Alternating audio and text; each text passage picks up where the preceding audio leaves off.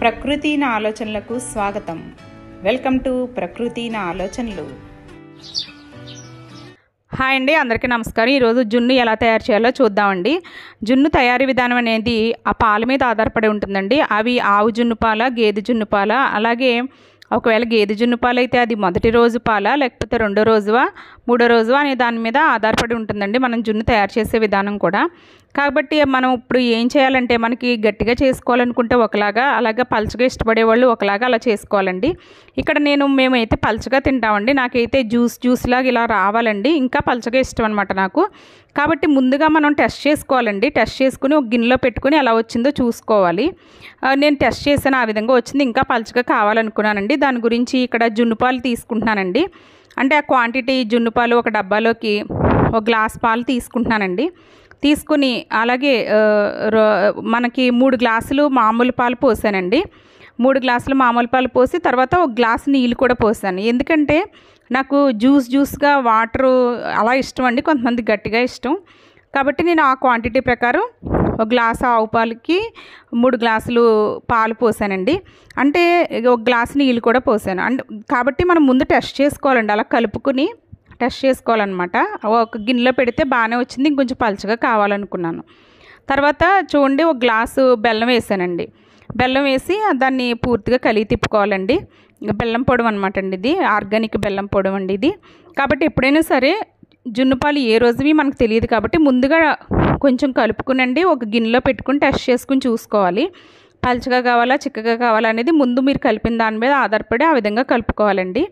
ఈ విధంగా మనం ఒక దాంట్లోకి కలిపేసుకున్న తర్వాత యాలకుల పొడి కూడా వేసుకోవాలండి. అందులో నేను ఒక స్పూన్నర యాలకుల పొడి అయితే వేసానండి. కొంతమంది మిరియాల పొడి కూడా ఇష్టపడితే మిరియాల పొడి వేసుకుంటారు, అది కూడా వేసుకోవచ్చండి. అయితే మాకు మిరియాల పొడి అనేది మాకు అంత ఇష్టం ఉండదండి, అందు గురించి మేము ఇలాగే వేసుకున్నాము. తర్వాత ఏదైనా ఇడ్లీ పాత్ర కానీ, లేకపోతే ఇలాగ మూత పెట్టుకోవడానికి వీలుగా ఒక పాత్ర తీసుకుని అందులో మనకి కుక్కర్ ఇడ్లీ వండుకోవడానికి నీళ్ళు ఎలా పోస్తామో ఆ విధంగానే పోసండి. తర్వాత మనం ఈ గిన్నె అందులో పెట్టి చిన్న మంట పెట్టండి, మూత పెట్టేయాలి. మూత పెడితే కాసేపున తర్వాత ఉడుకుతుందండి. ఒక 20 మినిట్స్ అలాగా చిన్న మంట మీద ఉడకబెడితే బాగుంటుందండి. 20 మినిట్స్ అలాగా ఉంచిన తర్వాత ఓపెన్ చేసి చూస్తే ఎలా ఉందో చూడాలండి. అప్పుడు మనం ఏం చేయాలంటే, ఏదన్నా ఒక పుల్ల కానీ లేకపోతే ఫోర్క్ కానీ పెట్టి ఇలా దింపి చూడాలండి. దానికి ఏమీ అంటుకోకపోతే ఉడికినట్టేనండి. ఇప్పుడు కొంచెం అంటుకుంటుందండి, కాబట్టి నేను ఇంకొంచెం సేపు ఉడకబెట్టాను.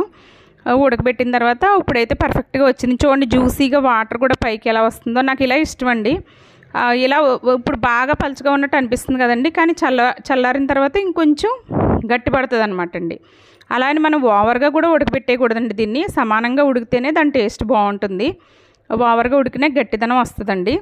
ఇలా చూడండి, ఇలా పలుచగా ఉందండి, బాగా పలుచగా ఉన్నట్టు అనిపిస్తుంది కదా. కానీ మనం అలా దింపేసిన తర్వాత ఒక 1/2 అవర్ పక్కన పెడితే అసలైన మనకి కన్సిస్టెన్సీ వస్తుందండి. వచ్చిన తర్వాత పెట్టుకుని తినడమే. మాకు ఇలాగ పలుచగా ఉంటే చాలా ఇష్టం అండి. మా అమ్మ అయితే 4వ రోజు పాలు కూడా చేసేది, అసలు గ్లాస్తో పోసుకొని తాగేసేటట్టు ఉండేదండి. అదంటే నాకు మరీ ఇష్టం అనమాట. తర్వాత ఇలాగ నేను తీసిన తర్వాత మా వాళ్ళు తిన్నారండి, 2-3 తినేశారు. తర్వాత నేను మీకు చూపించడానికి ఇందులోకి తీస్తున్నానండి. చాలా బాగుందన్నారు, నాకు కూడా చాలా బాగా నచ్చిందండి. నేను కూడా బాగా ఎంజాయ్ చేశాను, ఎందుకంటే పలుచగా ఇష్టం అండి నాకు. ఆ వాటర్ కూడా విడిగా స్పూన్తో తింటే భలే టేస్ట్గా అనిపిస్తుందండి ఇలా చేసుకున్నప్పుడు. ఈ వీడియో కనుక మీకు నచ్చినట్లయితే మీరు కూడా ఇలా తయారు చేసుకోండి. జున్ను పాలని అది ఏ రోజు పాలో మనకు తెలియకపోతే ముందుగా ఒక గిన్నెలో మీరు క్వాంటిటీ కలుపుకుని టెస్ట్ చేసుకుని దాన్ని బట్టి చిక్కగా కావాలా పలుచగా కావాలనేది చూసుకోండి. చూడండి, ఇలాగ వాటర్ నాకు చాలా ఇష్టం అండి, వాటర్ని ఎంజాయ్ చేయడం అంటే. ఈ వీడియో కనుక మీకు నచ్చినట్లయితే లైక్ చేయండి, షేర్ చేయండి, సబ్స్క్రైబ్ చేయండి. నేను తయారు చేసే జున్ను తయారు చేసే విధానం ఎలా ఉందో కామెంట్ చేయండి.